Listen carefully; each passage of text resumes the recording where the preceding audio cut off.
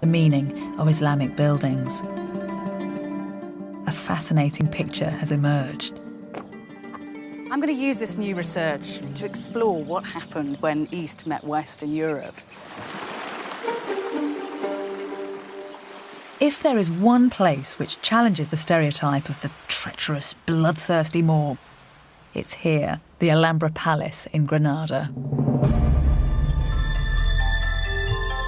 The Alhambra is one of the most complete medieval Islamic palaces in the whole world. It was built by the Muslim kings of Granada in the 14th century, at the height of their power. Its name means the red one, because the dark surrounding soil has given its stones an earthy reddish hue. The marvel of the Alhambra is its mystery. Not a single account of life here survives. All its archives were incinerated in the fires of the Inquisition. But the Catholics couldn't bring themselves to destroy this place.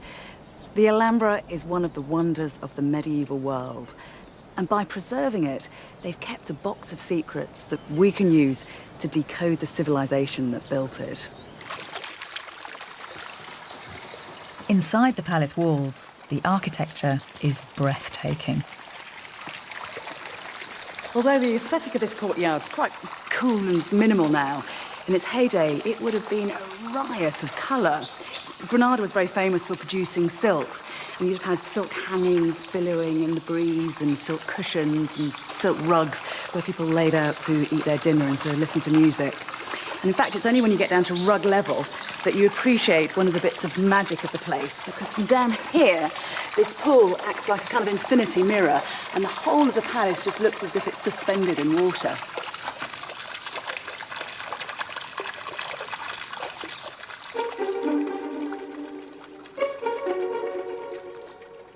Every detail of the palace decoration seems to be part of a scheme.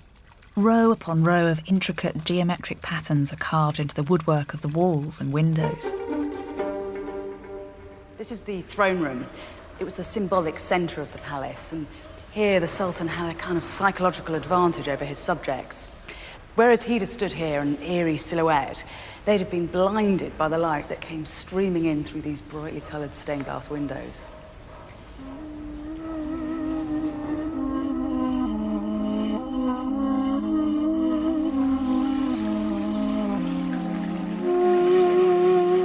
The 19th century writer Washington Irving observed, "It's impossible to contemplate this abode of Oriental manners without feeling the early association of Arabian romance.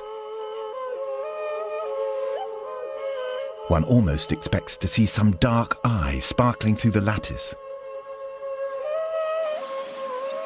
The abode of beauty is here, as if it had been inhabited but yesterday."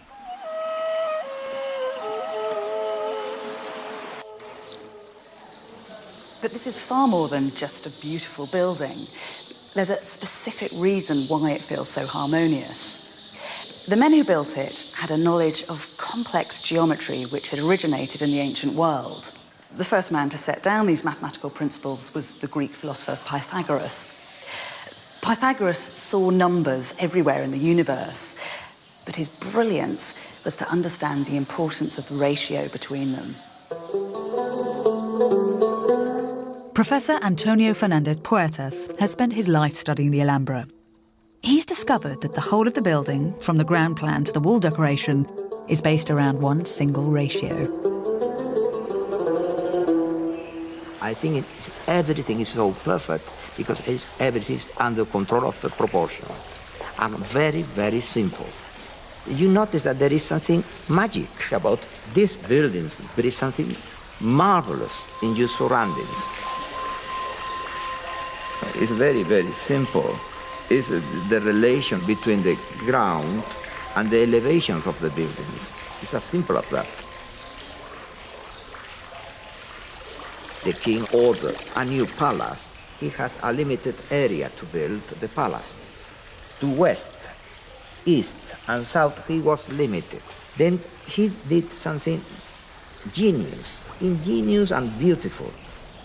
The King of Granada asked his architects to harmonise each and every space within the palace according to a single set of proportions, a family of rectangles, each related to the other. If you want to get proportional rectangle, you have the same base. Take the diagonal, put it up, Yes. and you got successive rectangle, proportional rectangle. The key to the Alhambra's design is the simple relationship between the side of a square and its diagonal.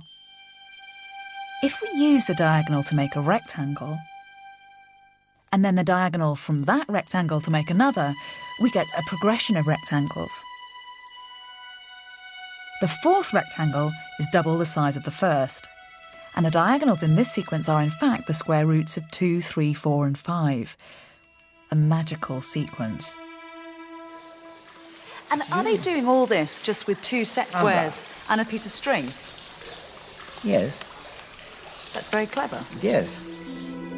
Every part of the intricate network of spaces, all the courtyards, the hallways, the placement of every column was designed using inspired variations of this proportional system. Proportion is also in the elevation. You have the kiosk. Here you build a square, and with the diagonal, you swing it up. Nothing violated this incredibly elaborate system. The Alhambra is a triumph of mathematics as much as it is of aesthetics. Mathematical ingenuity is the root of its beauty.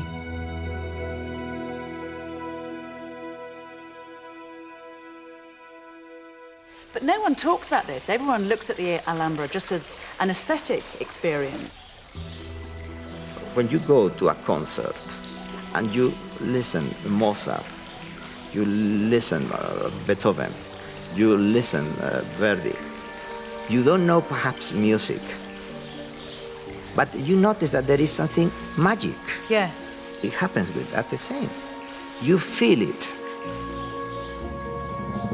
The Alhambra is so enchanting, it's all too easy to view it as a fairy tale palace, isolated from history. But that is romantic nonsense.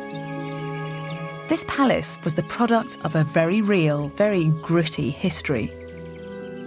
The Alhambra was built by a religious empire which, at the pinnacle of its power, dominated land from China to Africa. An empire which had the wealth and intellect to build such masterpieces. An empire whose history goes back to the deserts of 7th century Arabia.